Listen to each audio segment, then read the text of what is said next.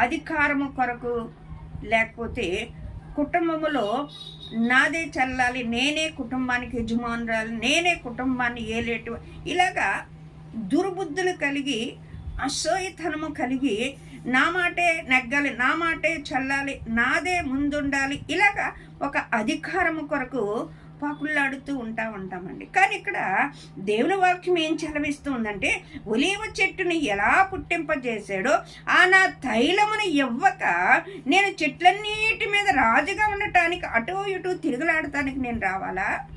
నేను రాను. నా దేవుడు మంచి తైలం ఇవ్వటానికి నన్ను పుట్టింపజేశాడు. ఆ తైలమును నేను ఇవ్వకుండా నేను అటు ఇటు తిరుగులాడటానికి ఎందుకు వచ్చాను అని ఒలీవ చెట్టు మాట్లాడుతూ ఉన్నదండి. దేవుడు ఒక ప్రణాళికతో మనల్ని సృష్టింపచేశాడు. ఒక ప్రణాళికతో ఆయన రూపంలోనికి మనల్ని చేసుకున్నాడు.